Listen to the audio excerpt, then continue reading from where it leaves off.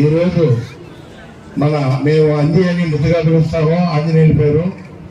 అతని ఆధ్వర్యంలో తెలుగుదేశం పార్టీలో చేరిన మిగతా ఈ వార్డు పెద్దలకు అందరికీ కూడా ప్రత్యేక ధన్యవాదాలు తెలియజేసుకుంటున్నా. ఇంకా 2 నెలల్లో ఎలక్షన్ రాబోతుంది.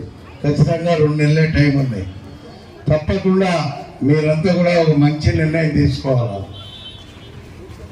గత 10 సంవత్సరాలు రాచమల్లు ప్రసాద్ రెడ్డిది ఈ ఊరు కాకపోయినా వేరే ఊరు నుంచి వచ్చి ఇక్కడ సెటిల్ చేసినా కూడా మీరు గెలిపించారు. ఆయన ఒక తూరి అప్పుడు తెలుగుదేశం పార్టీ అధికారంలో ఉన్నప్పుడు గెలిచారు. ఇప్పుడు తన సొంత పార్టీ అయిన వైఎస్ఆర్సీపీ అధికారంలో ఉన్నప్పుడే ఆయన కూడా ఇక్కడ ఎమ్మెల్యేగా ఉన్నాడు. ప్రతిరోజు ఆయన ఏదో స్టేట్మెంట్ ఇస్తా అంటాడు.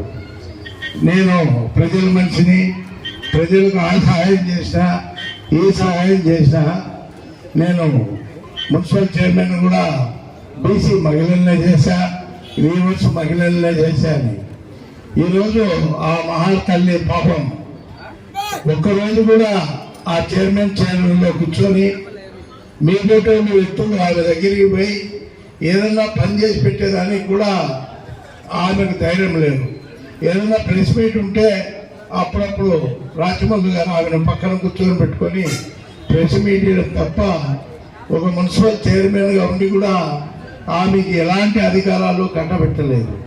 మున్సిపాలిటీని తన బామర్ది చేతిలో పెట్టి దోచుకోవడం తప్ప ఏ కౌన్సిలర్ కూడా పని అప్పచెప్పడం కానీ వాళ్ళు చెప్పిన పనులు చేయడం కానీ ఈ ప్రొద్దుటూరు మున్సిపాలిటీ చరిత్రలోనే ఇంత ఘోరంగా తయారు కావడం.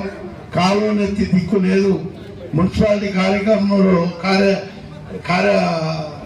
కార్మికులు బంద్ చేసినా కూడా ప్రభుత్వము బలవంతంగా వాళ్ళు బెదిరించి వాళ్ళ ఉద్యోగాలు తీసేస్తామని చెప్పేసి బెదిరించి మళ్ళా ఉద్యోగాలు వాళ్ళకు కల్పిస్తామని చెప్పేసి మళ్ళా వాళ్ళతోనే పని చేయించడం జరిగింది.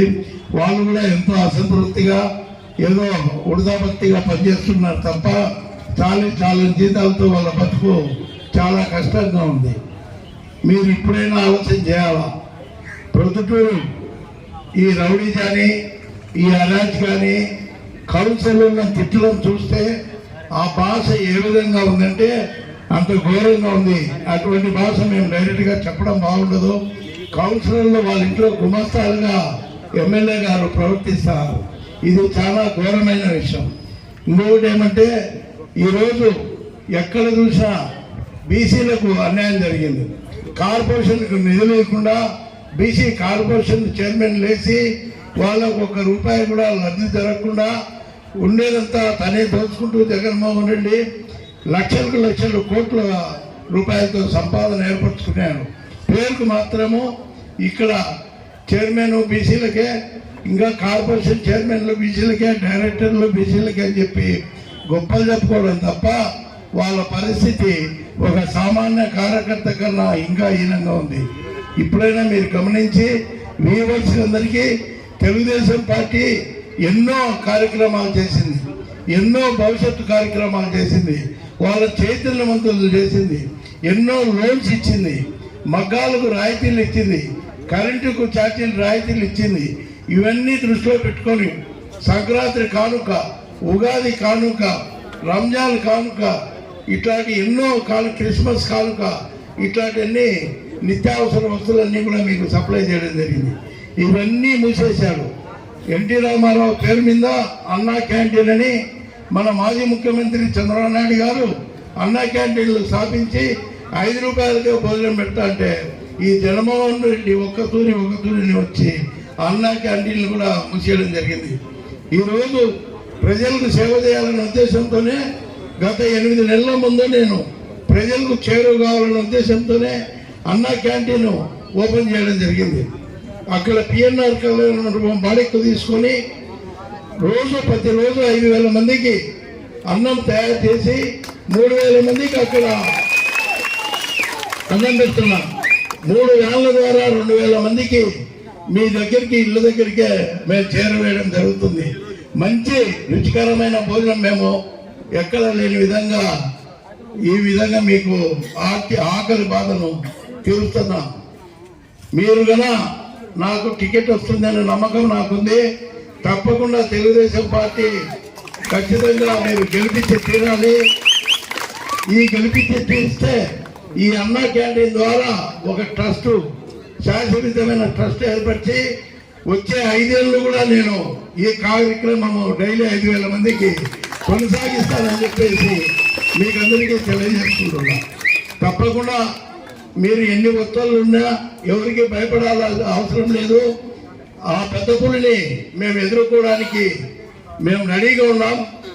ఎలాంటి ఇబ్బంది ఉండదు. కాబట్టి మీరందరూ ధైర్యంగా తెలుగుదేశం పార్టీకి ప్రభావాలకు లొంగకుండా, భయానికి లొంగకుండా అక్కడున్న మెజార్టీతో మీరు తెలుగుదేశం పార్టీని గెలిపిస్తే తప్పకుండా పొద్దుటూరు రూపురేఖలు మార్చడం కానీ, మీ భవిష్యత్తు రూపురేఖలు మార్చడం కానీ తెలుగుదేశం పార్టీ తీసుకుంటుందని మీకు అందరికీ తెలియజేసుకుంటూ, ఈరోజు ఇంత పెద్ద కార్యక్రమాన్ని అరేంజ్ చేసిన అంజీ గారికి, కృష్ణవేణమ్మ గారికి, మిగతా పార్టీలో జరిగిన పెద్దలకు, ఇక్కడ ఇచ్చేసిన అందరికీ కూడా నా కృతజ్ఞతలు తెలియజేసుకుంటూ, ఈరోజు తెలుగుదేశం పార్టీ ఖచ్చితంగా అధికారంలోకి వస్తుంది.